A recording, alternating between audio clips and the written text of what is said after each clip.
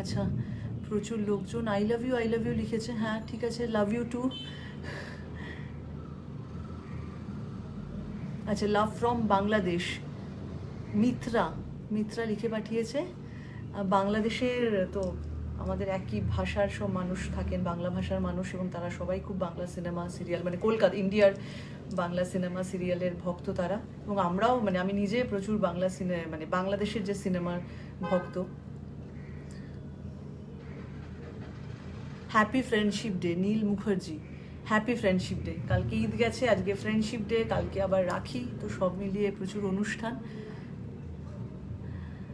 কেমন আছেন এই অবস্থাতে করোনার জন্য? যেরকম আর কি প্রত্যেক মানুষই আছে, কিছু মানুষ ঘরবন্দি, কিছু মানুষকে কাজের জন্য বেরোতে হচ্ছে, আমাকেও বেরোতে হচ্ছে কখনো কখনো। যতটা পারছি সেফটি মেনটেন করার চেষ্টা করছি। সবসময় যে মাথায় রাখা যাচ্ছে তা নয়, কারণ এটাতে আমরা অভ্যস্ত নই, তাও আর কি নিজের সিস্টেমে ঢুকিয়ে নেওয়ার চেষ্টা করছি। Love you smile, good afternoon. আচ্ছা হ্যাঁ, তো কালকে আমি কিছু বলেছিলাম যে যে কারো যদি কিছু প্রশ্ন থাকে, ইনফ্যাক্ট আমি 1 বছর পরে প্রায় লাইভে এলাম। 1 বছর আগে আমার এই পেজ থেকেই লাইভে গেছিলাম, আর 1 বছর পরে লাইভে এলাম। তাও নিজে আর কি, মানে আমি কোনোদিন লাইভ বাটনটাও প্রেস করে কোনোদিন আমি নিজে লাইভ হইনি, তো ফার্স্ট টাইম, তাই জন্য বুঝতে পারছিলাম না যে হচ্ছে কি হচ্ছে না। অনেকে প্রশ্ন করেছেন, অনেকে অ্যাজ ইউজুয়াল যেরকম লিখে থাকেন সেরকম কথাই লিখেছেন, সেগুলো নিয়ে আর আমি কিছু বলছি না। আর যারা প্রশ্ন করেছেন, সম্পূর্ণা আমাকে প্রশ্ন করেছে যে ব্যোমকেশ সিরিজ নিয়ে প্রশ্ন করেছে, যে ব্যোমকেশ তার খুবই প্রিয় সত্যবতীর চরিত্র। হ্যাঁ, সত্যবতী করতে আমার সব ভালো লাগে খুবই, এবং আমার অনেকটা পরিচিতি, যেটুকুনি পরিচিতি পেয়েছি আমি, ভালোবাসা পেয়েছি, তার অনেকটাই সিংহভাগ আর কি সত্যবতীর জন্য।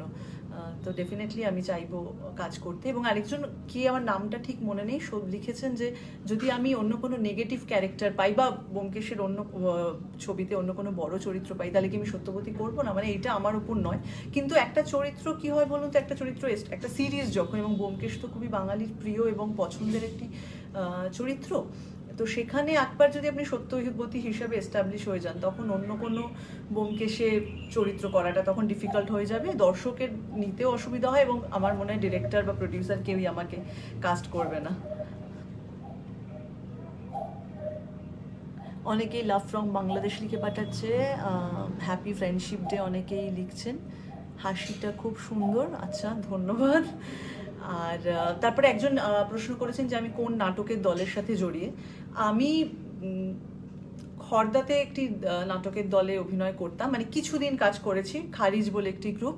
তারপরে পরবর্তীকালে এসে আমি যখন কলকাতায় আসি এবং কলকাতায় থাকা শুরু করি, সিরিয়াল করা শুরু করি, সেই সময় চেতনার দলে আমি যোগদান করি।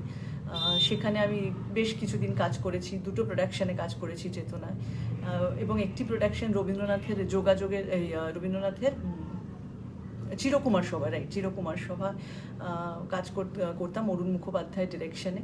তো সেটা অনেক দিন, মানে এবং অনেক জায়গাতেই আমরা সেটা উপস্থাপনা করেছি, সেটা শো করেছি সেই নাটকটির।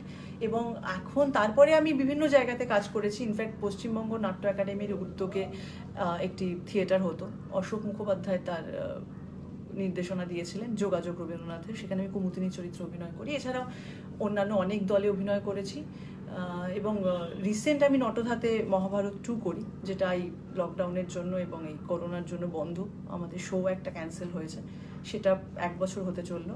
এবং আরেকটি যে দল, সেটা হচ্ছে বেহালা বাতায়ন, সেখানেও আমি দীর্ঘদিন কাজ করেছি, কমলেশ্বর মুখোপাধ্যায়ের একটি নাটক অবয়ব, সেখানে প্রায় ওটা আমরা 2-3 বছর প্রায় আমরা শো করেছি ওই নাটকটির। এই মুহূর্তে সেই নাটকটির উপস্থাপনা বন্ধ।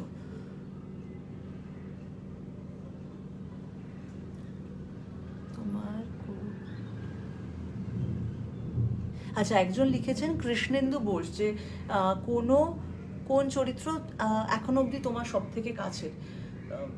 কৃষ্ণেন্দু কাছের মানে অনেক চরিত্রই খুব, মানে মন দিয়ে করেছি, খুব ভালো স্ক্রিপ্ট, সেগুলো অনেকগুলোই আছে আর কি, কিন্তু আমি এই মুহূর্তে না সেরকম করে সত্যি আমায় জিজ্ঞাসা করে আমি না ভাবিনি যে কোন চরিত্র কিছু চরিত্র পরিচিতি দিয়েছে, কিছু চরিত্র করতে আমার খুব ভালো লেগেছে, হয়তো দর্শকের পছন্দ হয়নি, আবার দর্শকের খুব ভালো লেগেছে, কিন্তু চরিত্রটা আমার নিজের মনে হয়েছে যে স্ট্রাকচারে গন্ডগোল হয়েছে, আমি নিজে হয়তো ঠিক করে সেটাকে ফুটিয়ে তুলতে পারিনি, এরকম বিভিন্ন হয়েছে। তবে এটা আমার মনে হয় যে এই প্রশ্নগুলো আরেকটু বয়স হলে পরে হয়তো আমি যখন রিটায়ারমেন্টের দিকে এগোবো তখন বোধহয় আমি এটাকে আরও ভালো করে অ্যানালিসিস করতে পারবো। আচ্ছা, আরেকজন আমাকে লিখেছেন যে আমার ফেভারিট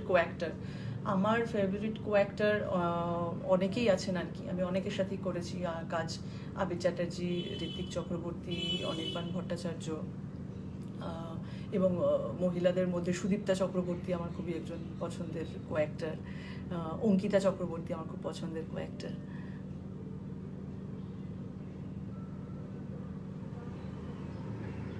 আচ্ছা, সবাই কোন গান খুব ভালো লাগে? গান ভালো লাগে মানে গান তো মুডের ওপর ডিপেন্ড করে, কোনো সময় রবীন্দ্রসঙ্গীত, কোনো সময় হিন্দি, খুব বন্ধু বান্ধবের সাথে থাকলে সব ধরনের গানই শুনি আর কি, আলাদা করে কিছু নাই, তবে একটু সফট মিউজিক পছন্দ হয় আর কি।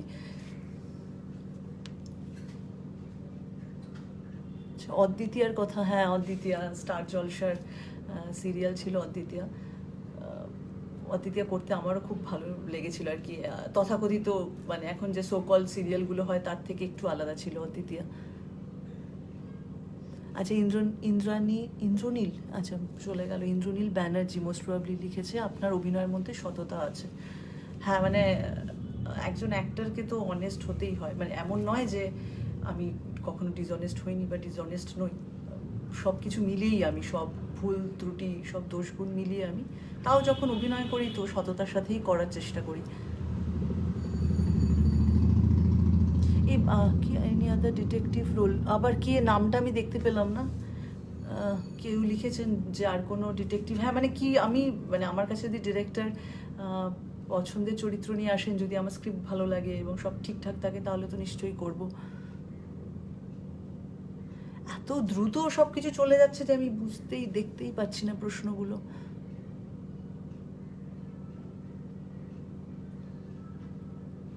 আচ্ছা, বুলবুল এনাফ, আচ্ছা এটা কি অদ্ভুত নাম, বুলবুল তোমার নাম এনাফ কেন, মানে কেন?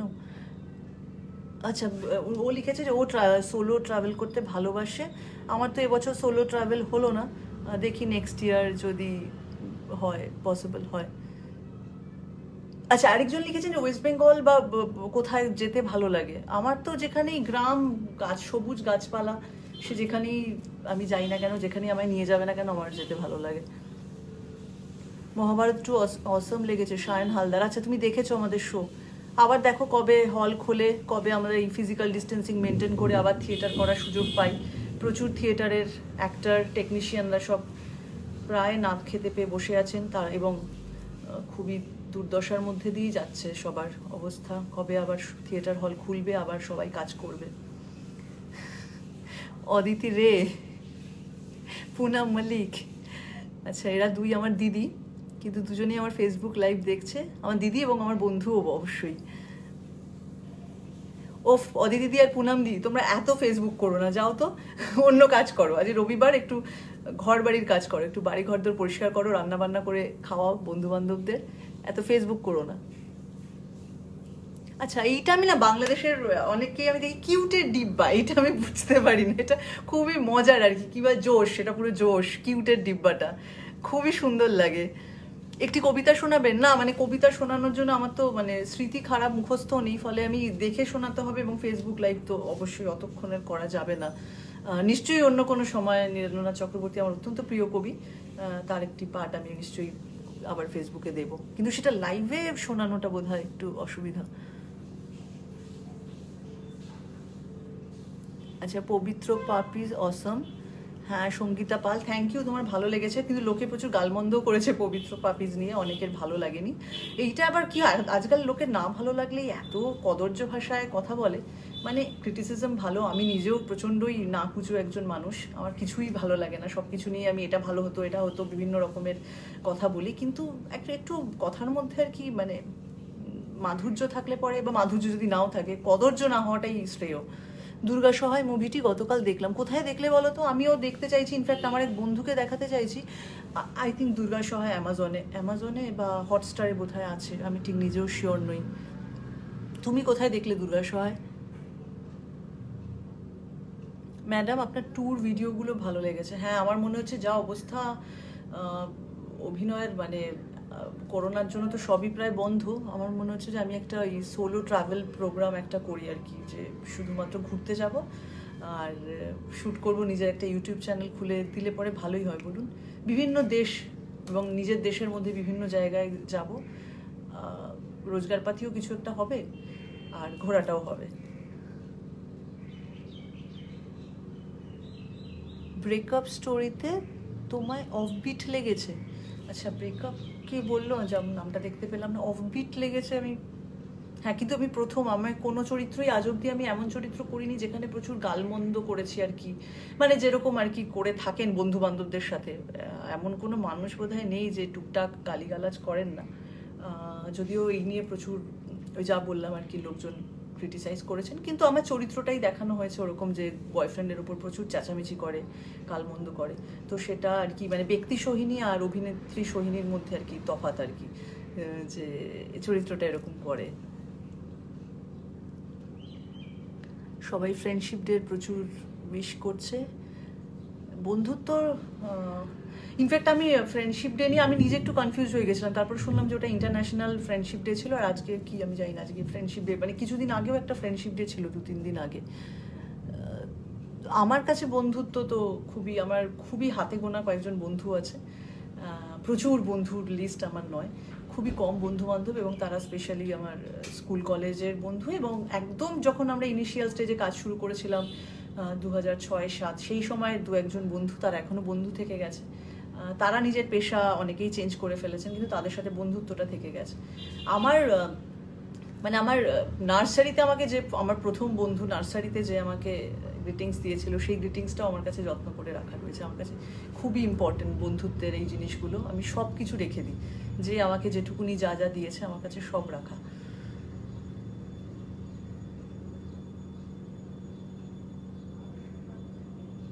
সবাই খুব ভালো থেকো, stay safe and healthy. Arkaprabha Sinha, আমি হয়তো সবার নাম বলতে পারছি না, পড়তেও পারছি না আর কি, অনেক খুব ফাস্ট চলে যাচ্ছে।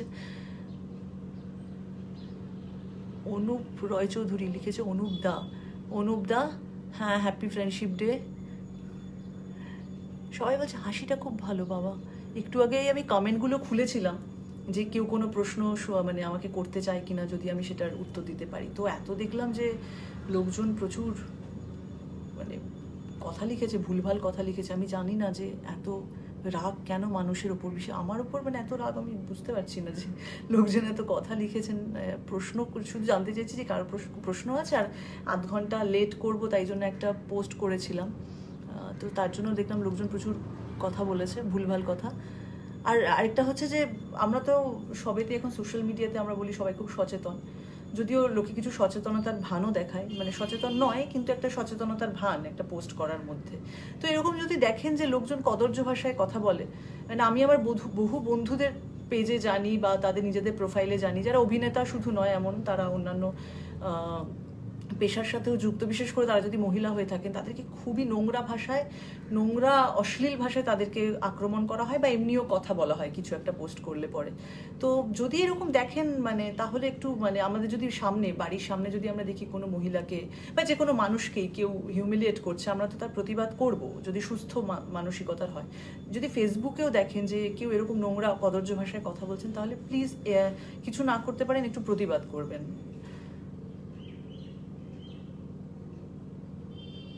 আচ্ছা, মৈনাক মুখার্জি বলেছে, could you please take my name for one time only. আচ্ছা মৈনাক, আমি তোমার নাম দুবার নিলাম, মৈনাক। আচ্ছা, বাপি খান লিখেছেন যে আমাদের গ্রামে এসো ঘুরতে। কোথায় তোমাদের গ্রাম বাপি? নিশ্চয়ই যাব, যদি জানতাম যে কোথায় তোমাদের গ্রাম। ইনফ্যাক্ট আমরা, মানে আমি, আমার 1-2 বন্ধু আছে, আমি অত ভালো গাড়ি চালাতে পারি না, তারা খুব ভালো গাড়ি চালায়। তো আমরা এরকম সানডে করে একটু যখন ঠান্ডা থাকে, মানে জাস্ট পুজোর পরে পোস্ট পুজো, আমরা প্রত্যেক রোববার করে, জানতাম না, মানে কোনো গুগল ম্যাপ ছাড়া কোথায় যাচ্ছি জানি না, জাস্ট বেরিয়ে পড়তাম। তো 3 ঘন্টা 4 ঘন্টা, কখনো মেদিনীপুরে গেছি, কখনো বাঁকুড়ায় গেছি, আবার একই দিনে একটু রাত করে ফিরে আসতাম, কোনো একটা জায়গায় খাবার খেয়ে নিতাম। খুবই মজা মানে ছিল, মানে আমার তো খুবই আর কি আনন্দের সেই রোববারগুলো, যেই দিনগুলোতে আমি বেরোতে পারতাম।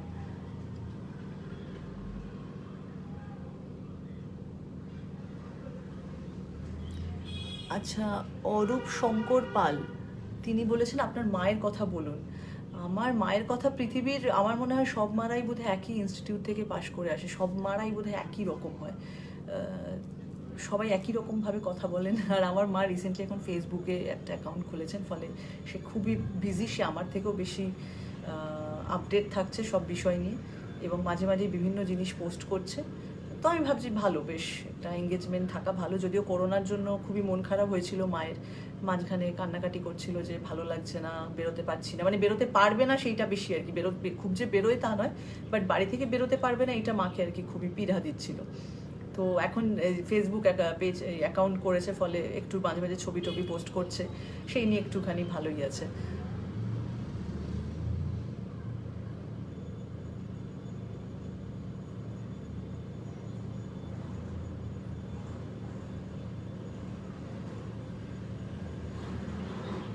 আচ্ছা, প্রচুর লোকজন লিখেছে তোমার অভিনয়, অভিনয় ভালো, অভিনয় ভালো, অভিনয় ভালো। আচ্ছা, থ্যাংক ইউ সো মাচ যে তোমাদের সব ভালো লেগেছে। আচ্ছা, আয়ুব আলী লিখেছে ঈদ মুবারক, ঈদ মুবারক আয়ুব আপনাকেও। পম্পা গাঙ্গুলি, আমি পুরুলিয়াতে থাকি। পুরুলিয়াতে আমি অনেকবারই গেছি, পুরুলিয়া আমার খুব পছন্দের জায়গা, খুবই, মানে আমি নিজে ঘুরতে গেছি। প্রথম আমার একটা পুরুলিয়াতে আমার যাওয়া ঝুমুরা বলে একটি ছবি করেছিলাম, তার জন্য অনেক দিন গিয়ে পুরুলিয়াতে ছিলাম।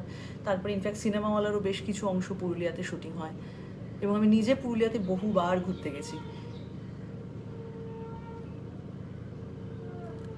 আচ্ছা, ফড়িং মুভিটা সম্পর্কে একটু বলো। মানে ফড়িং মুভির সম্পর্কে আলাদা করে কিছু বলার নেই, অনেক আগের ছবি, 2012 সালে শ্যুট করেছি, 13 সালে রিলিজ করেছে। তো ফড়িং ওটিটি প্ল্যাটফর্মে আছে, প্লিজ মানে দেখেছো নিশ্চয়ই। আর ফড়িং সবারই খুব পছন্দের ছবি, যদিও ফড়িং ছবিটা মানে কিছুদিনই জাস্ট হলে ছিল, হলে থাকাকালীন ফড়িং সেভাবে কেউ দেখেনি, মানে যা হয় আর কি, যে নতুন কোনো কিছুই তো আমাদের একটু রপ্ত করতে সময় লাগে, সেরকমভাবে স্টারকাস্ট নয়, ফড়িং কী হবে। তো ফলে তারপরে যখন ছবিটা হল থেকে চলে যায়, তারপরে সবাই ছবিটা নিয়ে যখন অনেকগুলো ফেস্টিভ্যালে অ্যাওয়ার্ড পায় বা একটা নাম হয়, তখন ছবিটা নিয়ে খুবই আর কি তখন লেখালেখি হয়। তার আগে অবধি কিছু হয়নি ছবিটা, এই জন্য ছবিটা বেশি দিন হলে ছিলও না, জাস্ট বোধহয় 2 সপ্তাহের মধ্যেই ছবিটা হল থেকে উঠিয়ে নেওয়া হয়। একজন লিখেছে কি স্কুলে যেরকম দেখেছিলাম। আচ্ছা, মানে আমার সিনিয়র, আমার জুনিয়র না কি আমি বুঝতে পারলাম না, জাস্ট লেখাটা চলে গেল।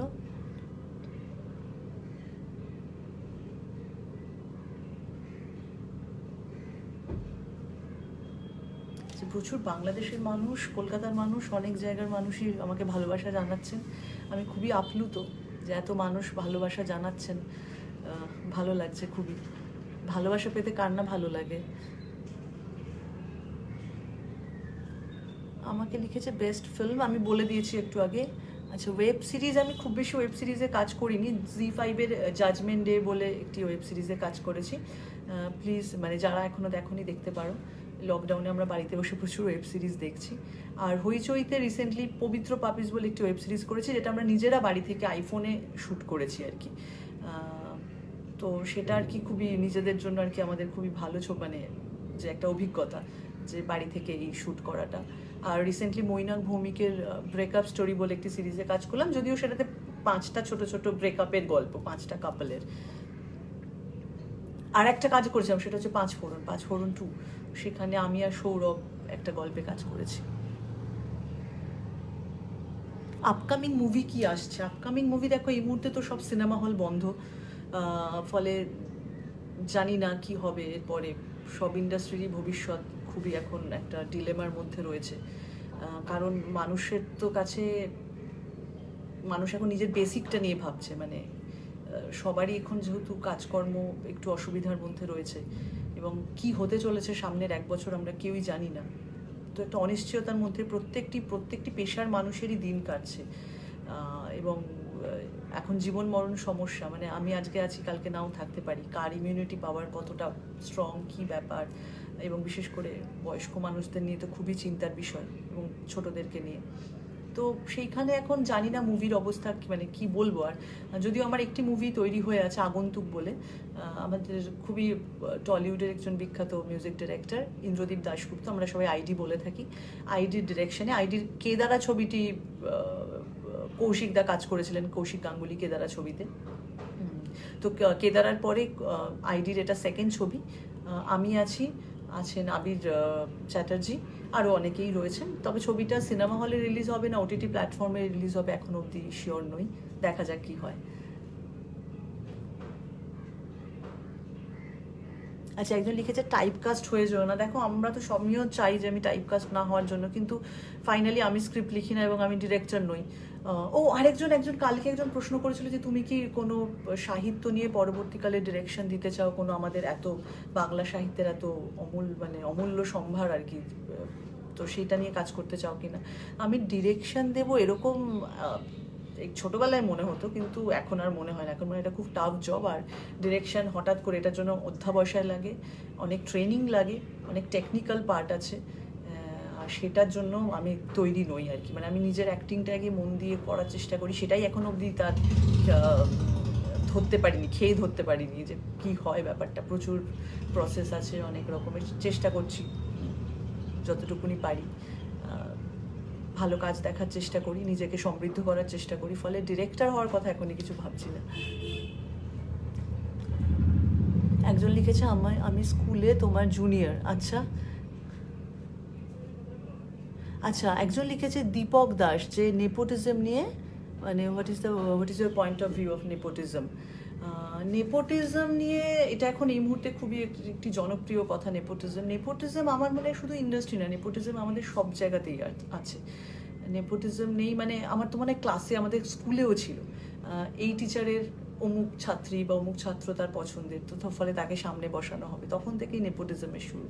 বা বন্ধুদের মধ্যেও থাকে যে আমার এই দল, ছোটবেলা আমরা ছিলাম এই তুই আমার দলে আসিস না, তোরা অন্য দল, আমরা লুকোচুরি খেলবো, আমরা 4-5 জন এই দলের, আমরা একসাথে টিফিন ভাগ করে খাই। ঠিক আছে, তো একটা দলবাজি আমাদের সবসময়ই থাকে আর কি, সেটা অস্বীকার করে লাভ নেই। আর যদি বলি নেপোটিজম স্বজন পোষণ কোথায় না থাকে। স্বজন পোষণ কখনো কখনো ভালো, যদি পছন্দের অভিনেতাকে নিয়ে আমি যদি ডিরেক্টর হই, আমার পছন্দের অভিনেতা যার সাথে আমি কমফোর্টেবল, তার সাথে আমি কাজ করতে অবশ্যই চাইব। কিন্তু আবার এটাও সবসময় নিশ্চয়ই ঠিক নয় যে আমি আমার প্রচুর টাকা, তো ফলে আমার কলকাতার যে শ্রেষ্ঠ স্কুল সেখানে আমি এত টাকা ডোনেশন দিয়ে আমার ছেলে বা মেয়েকে ভর্তি করিয়ে দিলাম, সেটা আমি হয়তো ভর্তি করিয়ে দিলাম আমার ছেলে মেয়ের ভালোর জন্য, কিন্তু উল্টে খারাপটাই হয়। তো সেভাবেই আর কি, যে আমার ছেলে মেয়ের মধ্যে সেই অর্থে কোনো ক্যাপাসিটি নেই একটি ভালো ছবি করার, বা অভিনেতা হিসাবে সে অত দরও নয়, অথচ তাকে আমি দিনের পর দিন ছবি করার জন্য ব্যাকআপ দিয়ে যাচ্ছি, ছবিতে ফিনান্স করে যাচ্ছি, এগুলো তো নিশ্চয়ই এবার তার টাকা সে যদি করে, আবার কিছু বলারও থাকে না সেখানে। কিন্তু দর্শক ফাইনালি ঠিক কথাই বলে, তার যে কাজ পছন্দ হবে,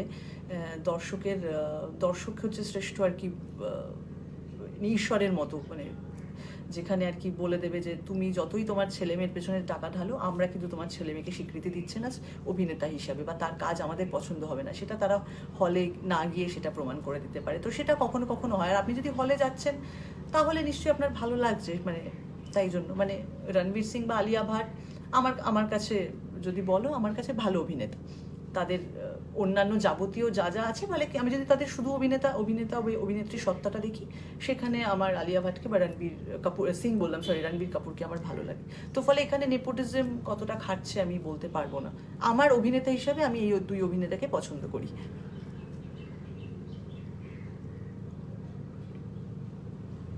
দিদি ভালো আছেন? হ্যাঁ, ভালো আছি। আচ্ছা, খুব বেশিক্ষণ বোধহয় ফেসবুক লাইভ করা যায় না, যায় নিশ্চয়ই, কিন্তু যা একজন একটা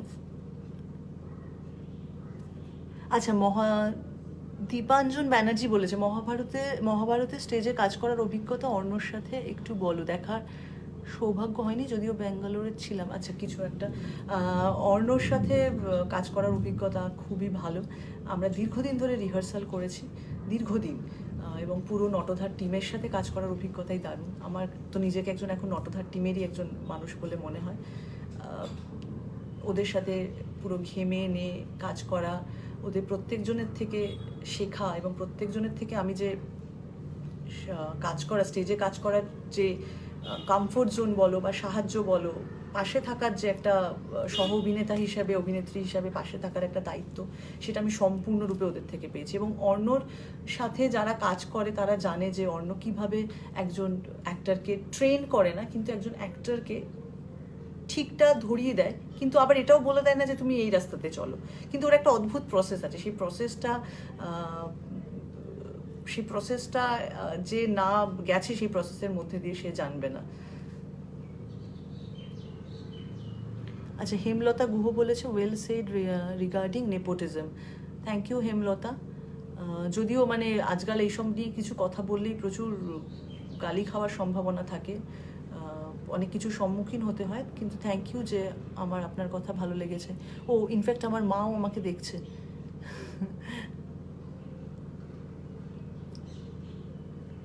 নেপোটিজম, হ্যাঁ, দর্শকই ফাইনালি শেষ কথা বলে যে কার কাজ ভালো লাগে। ফলে সেখানে কার আমি ছেলে, কার আমি মেয়ে, কার বাবা, কার মা, কিচ্ছু ম্যাটার করে না। ফাইনালি কাজই ম্যাটার করে, যে আমি আমার কাজটা ওই যে প্রথমেই একজন এতে বললেন যে অনেস্টিটা ম্যাটার করে, সেটা আমার চোখে মুখে রিফ্লেক্ট করছে কিনা। ফলে যদি আমার বাবা খুব বিখ্যাত প্রসিদ্ধ কেউ হয়ে থাকেন, কিন্তু আমার চোখে মুখে যদি সেই সততা থাকে, আমি যদি মন দিয়ে কাজ করি, তাহলে সেটাকে নেপোটিজমের আওতায় আমি ধরবো না।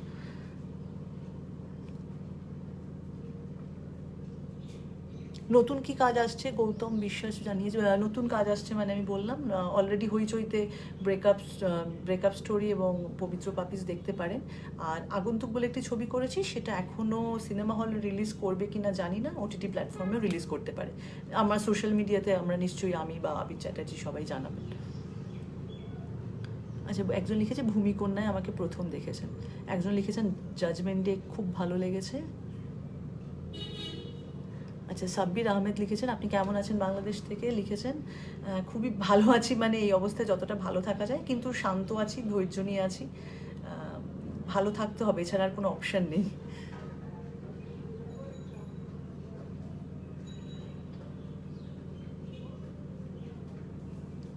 আমার ভালো লাগছে এত লোক এঙ্গেজ হয়ে আছে ফেসবুক লাইভটায়, খুবই ভালো লাগছে।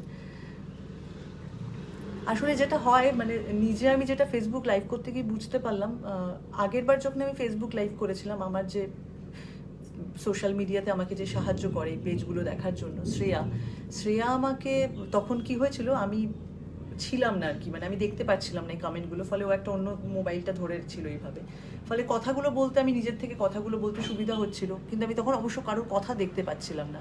এখানে অনেকক্ষণ কথা দেখতে গেলে নিজে কি বলবো অ্যাকচুয়ালি সেটা আর মাথায় আসছে না। আচ্ছা,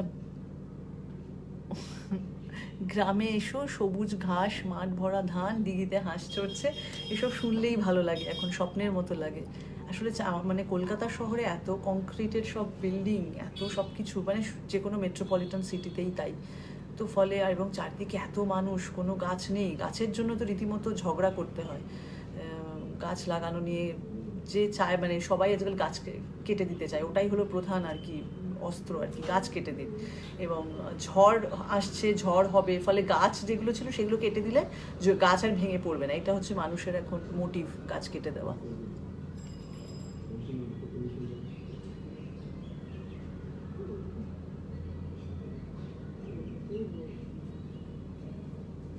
আচ্ছা, এক একজন এত বড় লিখছেন যে সি মোর দেখাচ্ছে, ফলে আমি তার লেখাগুলো পুরোটা পড়তে পারছি না। আচ্ছা, you are best in Satyabati. ও আচ্ছা, থ্যাংক ইউ, কিন্তু অন্যান্য কাজগুলো প্লিজ দেখো। মানে একজন অ্যাক্টরকে পুরো একটা টাইপ কাস্ট করে দিলে পরে তার ভালো লাগে না। আচ্ছা, কিছুদিন আগে আমি ফেসবুকে দেখলাম একজন ভদ্রমহিলা লিখেছেন, মেবি উনি আমার বয়োজ্যেষ্ঠ, এবং আমি দিদি, আন্টি, কাকিমা কিছু একটা বলবো হয়তো ওনাকে, কিন্তু উনি লিখেছেন যে তুমি খুবই সভ্য ভদ্র, কিন্তু মানে আমি তাকে বলতে চাই আর কি যে আমি অ্যাকচুয়ালি অতটাও সভ্য ভদ্র নই আর কি, মানে মানুষ হিসেবে যা যা গুণ দরকার, অগুণ দরকার, সব কিছুই আমার মধ্যে আছে। ফলে প্লিজ আমাকে এতটাও মানে এ করবেন না, তাহলে অনেক দায়িত্ব বেড়ে যায় অ্যাকচুয়ালি সভ্য হলে।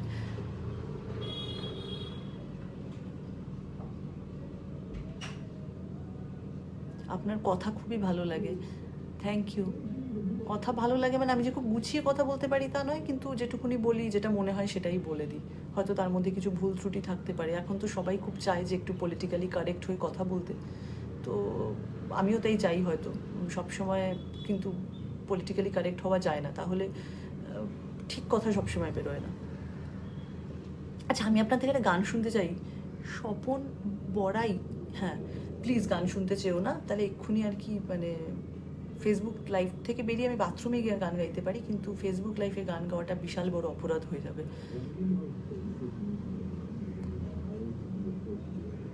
আচ্ছা, কেউ একজন লিখেছে যে নেপোটিজম, এখন নেপোটিজম নিয়ে প্রচুর কথা হচ্ছে, সুযোগ দেওয়া হয় না। দেখো, সুযোগ, হ্যাঁ এমন নয় যে সুযোগ দেওয়া হয় না। ইনিশিয়ালি তো যদি বিখ্যাত কারোর সন্তান হওয়া যায় বা পরিচিতি থাকে, তাহলে তো ডেফিনেটলি প্রথম সুযোগটা সে পেয়ে যায়। কিন্তু শুধুমাত্র তাহলে এরকম ভুরি ভুরি উদাহরণ আছে তাহলে যে প্রচুর বিখ্যাত লোকের সন্তান কিন্তু তারা সুযোগ পেয়েও সুযোগটা কাজে লাগাতে পারেনি। হ্যাঁ, আমি মানছি যে প্রথমে সুযোগটা পাওয়াটা খুব বড় দুষ্কর বিষয়। সবাই সেই সুযোগটা পান না, কিন্তু আবার যার মধ্যে প্রতিভা থাকে সে নিজের সুযোগ সে কোথাও গিয়ে হয়তো ঠিকই খুঁজে নেয়, তাকে হয়তো লোকজন ঠিকই আইডেন্টিফাই করতে পারে। তুমি তোমার মতো, আর এখন তো মানে যেহেতু সোশ্যাল মিডিয়ার যুগ, আমি প্রচুর আমার নিজের অভিনেতা অভিনেত্রী বন্ধুবান্ধব আছে যারা হয়তো সেইভাবে সিরিয়ালে, টেলিভিশনে কিংবা বড় পর্দায় সুযোগ পান না, কিন্তু তারা নিজেদের মতো করে ইউটিউব চ্যানেল করেছে, নিজেদের মতো তারা থিয়েটার করে, স্ট্রিট থিয়েটার করে, বিভিন্ন রকমভাবে তারা নিজেদেরকে এঙ্গেজ রাখে, তারা প্রচুর কাজ করে। ঠিক আছে, আর এখন তো রাস্তায় বসেও যদি কেউ গান গায়, কেউ যদি একটা ভিডিও পোস্ট করে, তার যদি সেই প্রতিভা থাকে তাহলে সেটা ভাইরাল হয়ে যায়। ঠিক আছে, এখন হচ্ছে নয় তোমার প্রতিভা থাকবে তাহলে তুমি ভাইরাল হবে তোমার কিছু, আর না হলে একদম প্রতিভা নেই, তুমি প্রচণ্ড বাজে কথা বলো, তাহলে সেটা ভাইরাল হবে। এখন দুরকমভাবে লোকের ভিডিও বা কথা ভাইরাল হয়, তো সেভাবে তুমি কোন দলে নিজেকে রাখবে, কিভাবে নিজেকে প্রেজেন্ট করবে। কিন্তু প্রেজেন্ট করার এখন কিন্তু সোশ্যাল মিডিয়ার জন্য প্রচুর উপায় আছে, প্রচুর উপায় আছে।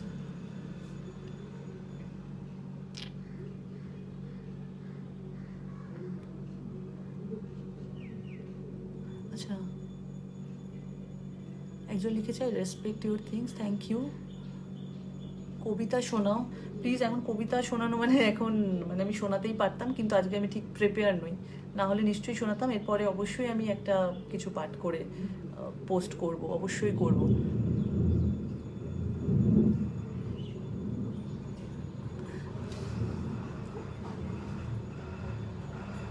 না, সনদ গান শুনতে চাই একদম না। তুমি জানো না আমি গান শুনলে কি ডিজাস্টার, গান গাইলে কি ডিজাস্টার হবে। তবে প্লিজ মানে গানের কথা বলো না।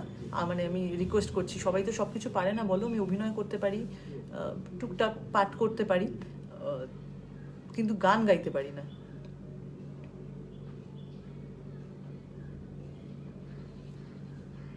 আচ্ছা, একজন লিখেছে সুশান্ত সিং রাজপুতের যে ঘটনাটা, তাতে আপনার কি মতবাদ। এখন তো প্রথম দিকে তো মনে হচ্ছিল যে ডিপ্রেশনে উনি ভুগছিলেন, যদিও এটা একদমই কাম্য নয়। খুবই মন খারাপ, ইনফ্যাক্ট আমিও একটা ফেসবুকে পোস্ট দিয়েছিলাম সেটা নিয়ে।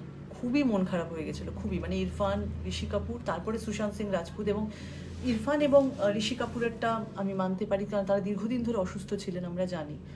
কিন্তু সুশান্ত সিং রাজপুতের ঘটনাটা এতটাই অকস্মাৎ, এতটাই হঠাৎ করে, যে মানে আমি যখন প্রথম সকালবেলা উঠে পোস্টটা দেখেছিলাম, আমার মনে হয়েছে যে কোনো রিউমার, মানে বিভিন্ন রকম হয় না যে এটা ওটা ভুয়ো খবর ফেসবুকে থাকে, তো আমি ভেবেছি ভুয়ো খবর। তারপরে যখন বড় বড় নিউজ চ্যানেল দেখলাম এটা কভার করছে, খুবই দুঃখজনক এবং কষ্টকর একটা বিষয়। কিন্তু এই নিয়ে এখন কথা হচ্ছে, এখন এটা নিয়ে প্রচুর আউটসাইডার, নেপোটিজম, প্রচুর কথা উঠছে। কিন্তু এখন প্রথম দিকে মনে হচ্ছিল উনি ডিপ্রেশনে ভুগছিলেন, এখন তো আবার বিভিন্ন রকমের তথ্য বেরিয়ে আসছে। আমি জানি না মানে কি কোনটা সত্যি, আস্থা রাখছি যে নিশ্চয়ই ঠিকটা আমাদের সামনে আসবেন। কিন্তু আবার এটাও ঠিক যে এইগুলোকে নিয়ে আবার কিছু লোক আবার প্রচুর বিজনেস করছেন, মানে কারোর নাম না নেই, তাকে সবাই প্রচুর বাহবা দিচ্ছেন সেই অভিনেত্রীকে, বলিউডের। কিন্তু তিনি আবার আমার মনে হয় প্রচুর ভুল ভালো কথা বলছেন, অহেতুক লোকজনকে আক্রমণ করছেন, অহেতুক বাজে কথা বলছেন। অহেতুক সব কিছুরই একটা ব্যালেন্স থাকা দরকার। মানে আমার মনে হয় উনি নিজেও একটু মানসিকভাবে বোধহয় একটু ডিসব্যালেন্স হয়ে আছেন। ওনার এই কথাগুলো আমি ওনার শুনেছি, কিছু দু একটা বক্তব্য, আমার সব বক্তব্য, কিছু কথা উনি ঠিক বলছেন, কিন্তু বেশিরভাগ বক্তব্যই খুব দীর্ঘ এবং খুব ভুলভাল কথা বলছেন বলে আমার মনে হয়।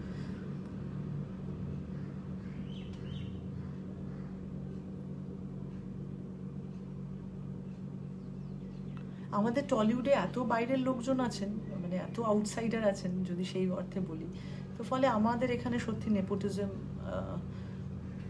খুবই কম। আর এখন আর কি নেপোটিজম আস্তে আস্তে আমার এগুলো আসলে মানুষ ঠিকঠাক বুঝতে শিখে গেছে, বিশেষ করে ফেসবুক এই সোশ্যাল মিডিয়ার জন্য আর কি মানুষ জানে যে কোনটা তার ভালো লাগে কোনটা তার ভালো লাগে না, ফলে অহেতুক কাউকে নিয়ে আর মানুষ বেশি বাহবা দেয় না আর মাথায় উঠে নাচেও না।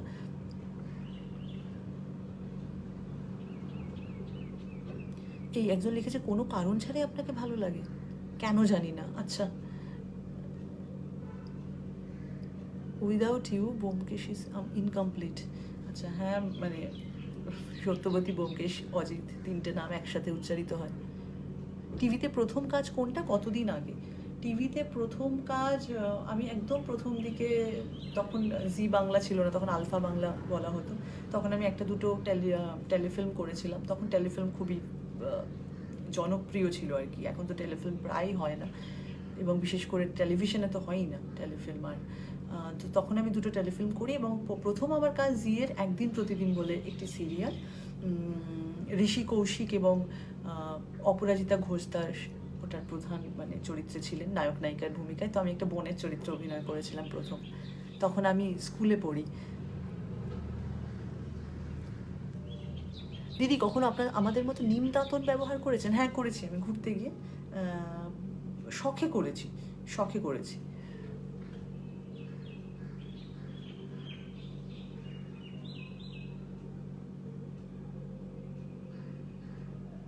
আচ্ছা, প্রচুর লোকজন হ্যাপি ফ্রেন্ডশিপ ডে লিখে পাঠাচ্ছেন। যাই হোক, আচ্ছা তোমার অবস্থান এখন কোথায় আপু?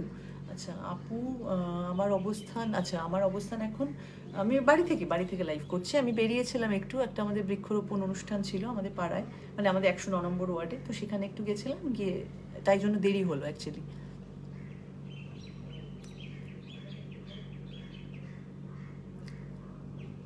দিদি তোমার থেকে পজিটিভ ভাইবস পাই, লাভ ইউ টু সুদীপ্ত।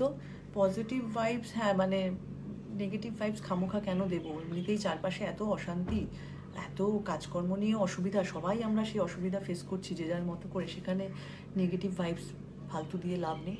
আর তোমরাও দেখো যাতে ফেসবুকে বিভিন্ন জায়গাতে সব ভুলভাল পোস্ট করে, প্লিজ সেগুলো একটুখানি যাতে কথা বলে মানে প্রতিবাদ অন্তত একটা দুটো শব্দ দিয়ে, কদর্য ভাষায় নয়, নিজের মতো করেই প্লিজ প্রতিবাদ করো। প্রচুর লোকজন এত ভুলভাল কথা বলে, এত নোংরা ভাষায় কথা বলে, মন খারাপ হয়ে যায়। দুর্গা সহায়, গ্রেট মুভি, থ্যাংক ইউ। আচ্ছা সবাই, আমার মনে হয় যে অনেকক্ষণ হয়ে গেছে ফেসবুক লাইভটা, তো এখন বন্ধ করে দেওয়ার পালা, কারণ আজ রোববার। সবাই একটু বাড়িতে থাকুন, শান্তিতে থাকুন, আরামে থাকুন, ভালো ছবি দেখুন, ভালো বইপত্র পড়ুন।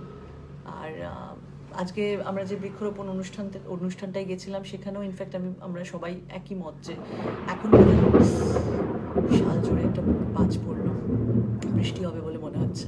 তো যেটা যে এখন বোধহয় আমাদের আসল সব ধর্ম বাদ দিয়ে এখন বোধহয় আমাদের প্রকৃতিকে রক্ষা করার ধর্মই পালন করা উচিত। প্রকৃতিকে রক্ষা করতে হবে, এটাই হলো সব থেকে বড় কথা।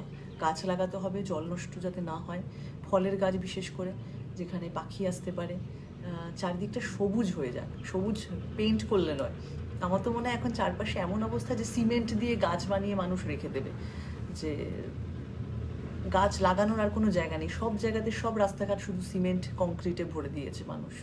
তো সেখান থেকে বেরিয়ে আমরা একটু গাছ লাগাই, একটু চারপাশটাকে নিজের জন্য, স্বার্থপরের মতো নিজের জন্য এবং নেক্সট জেনারেশনের জন্য। সবাই খুব ভালো থাকুন।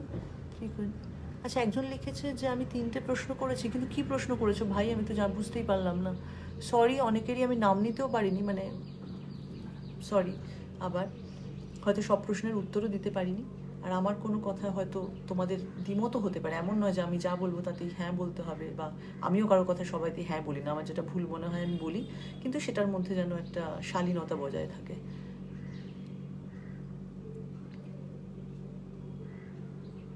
আচ্ছা একজন লিখেছে ফাটিয়ে বৃষ্টি হয়ে গেল টলিগঞ্জে, তার মানে এদিকটাও হবে আস্তে আস্তে। দিদি আর একটু থাকতে হবে।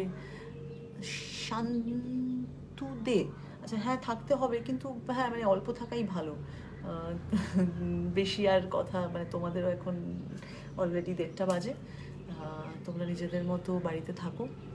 আজকে রবিবার, আবার কালকে থেকে কাজকর্ম শুরু। এখনও যদিও অনেক মানুষই ওয়ার্ক ফ্রম হোম করছেন।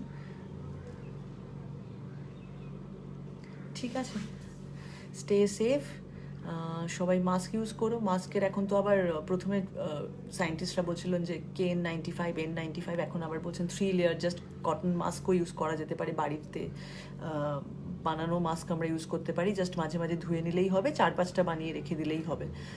তো এখন আবার মানুষ এখন 2 দিন বাদে আবার নতুন কোনো ইনফরমেশন আসতে পারে, জানি না কি হচ্ছে। আচ্ছা, প্লিজ প্লিজ এবার আমি যাই। সবাই খুব ভালো থেকো, থ্যাংক ইউ সো মাচ। আর কথা দিচ্ছি যে আবার 1 বছর পরে নয়, হয়তো আমি ফেসবুক লাইভে খুব ভীষণ আসি না, কিন্তু আবার নিশ্চয়ই আসবো কিছুদিন পরে, এতটা 1 বছর পরে না, মানে মাঝে মাঝে অভ্যেসে থাকা ভালো। আচ্ছা, একজন লিখেছে যেদিন সৃজিতদার বাবা মারা গেছিলেন আমি ছিলাম। আচ্ছা, হ্যাঁ আমি গেছিলাম। ঘরটা খুব সুন্দর করে সাজানো, Abhik Mukherjee, thank you thank you thank you thank you. হ্যাঁ, আমি ঘর সাজাতে খুব ভালোবাসি, গাছ দিয়ে, পোস্টার দিয়ে। এখানে দেখতে পাচ্ছ অনেক ফিল্মের পোস্টার, অনেক কিছু রয়েছে। যাই হোক, থ্যাংক ইউ সো মাচ, সবাই খুব ভালো থেকো। আর এটা যে আমি নিজে করতে পেরেছি তার জন্যই আমি নিজের একটু পিঠ চাপড়ে নিলাম। আর আমি খুব তাড়াতাড়ি আসবো, নাহলে লাইভ কী করে হয় আমি ভুলে যাবো ফেসবুক লাইভে। এটা কন্টিনিউ করা দরকার মাঝে মাঝে। ঠিক আছে, সবার সাথে দেখা হয়ে সবার সাথে কথা বলে ভালো লাগলো। Love you.